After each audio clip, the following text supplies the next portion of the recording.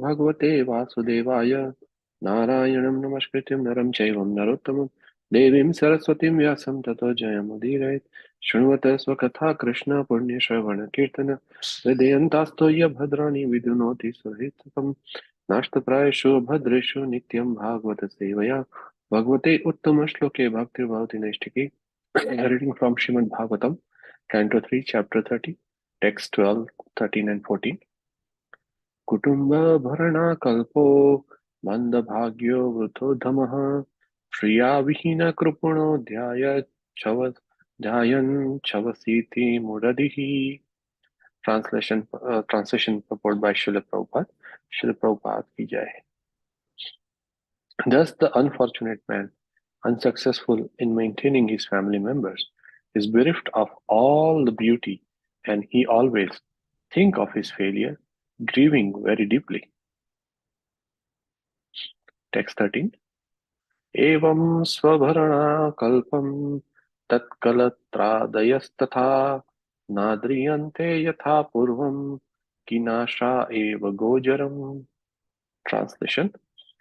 Seeing him unable to support them, his wife and others do not treat him well with the same respect as before, even as miserly farmers do not accord the same treatment to their old and worn-out oxen. Purport: not only in the present age but from time immemorial, no one has liked an old man who is unable to earn in the family. Even in the modern age, in some communities or states, the old men are given poison so that they will die as soon as possible. In some cannibalistic communities, the old grandfather is sportingly killed, and a feast is held in which his body is eaten.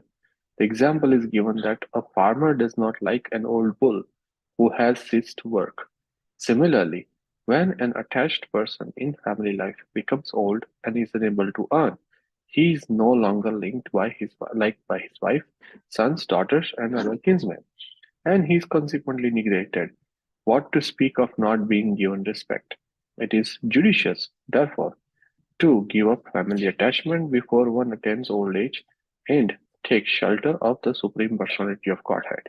One should employ himself in the Lord's service so that the Supreme Lord can take charge of him and he will not be neglected by his so-called kinsmen. Text 14. तत्राप्यजात निर्विदो भ्रियमाणः स्वयं वृतेः जरयोपात्तवैरूप्यो मरणाभिमुखो गृहे. Translation. The foolish family man does not become averse to family life, although he is maintained by those whom he once maintained. Deformed by the influence of old age, he prepares himself to meet ultimate death. Purport. Family attraction is so strong that even if one is neglected by family members in his old age, he cannot give up family affection, and he remains at home just like a dog. In the Vedic way of life, one has to give up family life when he is strong enough. It is advised that before getting too weak and being baffled in material activities, and before becoming diseased, one should give up family life and engage oneself completely in the service of the Lord for the remaining days of his life. Therefore, it is enjoined in the Vedic scriptures that as soon as one passes 50 years of age, he must give up family life and live alone in the forest. After preparing himself fully, he should become a sannyasi to distribute the knowledge of spiritual life to each and every home. Nama Om Vishnupadaya Krishna Prishtaya Bhutale Srimate Bhaktivedanta Swami Iti Namine Namaste Saraswati Devi Gaurvani Pracharine Nirvishesha Shunyavadi Pashata Deshitarine Jai Sri Krishna Chaitanya Prabhu Nityananda Shri Advaita Gadadhara Shivasadi Gaura Bhakta Vrinda Hare Krishna Krishna Krishna Hare Hare Hare Rama Rama Rama Hare Hare. Thank you, assembled Vaishnavas, for giving me this opportunity to speak for my own purification. I will summarize today's verses from the purport given by Srila Prabhupada and some senior devotee lectures. Please forgive me if I add my own meaning or interpretation to this. So here in these verses, Kapila Muni is explaining what happens when someone acts as a Grahamedi. So Grahastha means he knows everything, but he is not so advanced. He wants to live with a wife and children, but for Krishna consciousness. That is called Grahastha. A Grahamedi is one who wants to remain within this material existence. This means that he wants to remain within this body or society and enjoy friendship, love, and community. A Graha means compact in a room. So, if I am living entity, spirit soul, I am a compact within the body, encaged, or I am encaged within this universe. This is also compact, right? So, one who is attached to this compact position, packed up in this body or within this universe, they are called Grahamedi. The Grihastha's concern is to get out of the family life created by illusion and enter into real family life with Krishna, whereas the Grihamedi's business is to repeatedly chain himself to so-called family life, in one life after another, and perpetually remain in the darkness of Maya. So it is a life story we have seen many times around us. When man is unable to earn, he gets respects from family, relatives, and society. As soon as they feel he is not providing resources, he is treated badly. And Maya is so powerful that still that person stays with his family instead of pursuing the higher goal of life. We have seen a perfect example in Srimad Bhagavatam in Mahabharata that Dhritarashtra, even though his sons were killed by Pandavas, he was so attached to the sense gratification that he still remained with them and for years.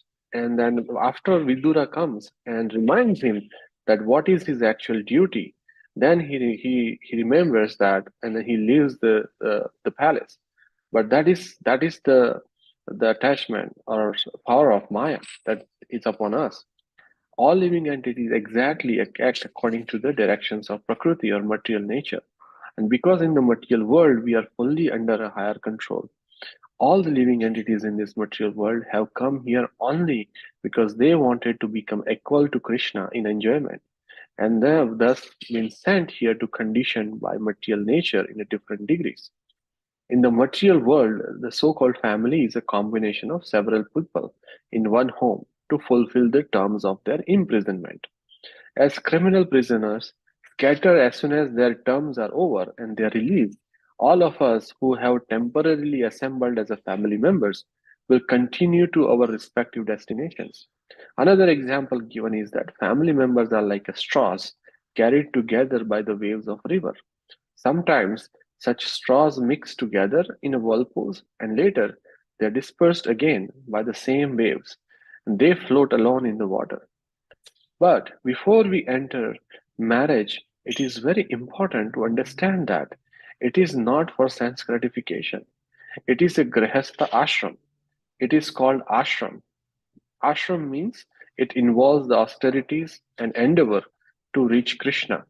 And that's why in ancient time, first ashram was a brahmachari ashram, where students used to get good understanding of life, soul, our purpose of life. So when they enter the household life, they fulfill their responsibility and also perform devotional service. Now, in Guru may allow brahmachari to marry. This license is given to brahmachari who is unable to continue the way of Naistik brahmacharya. And such discriminations are possible for the bona fide guru. So a program of so-called family planning is needed. The householder who associates with a woman under scriptural restrictions after a thorough training of brahmacharya uh, cannot be a householder like a cats and dogs.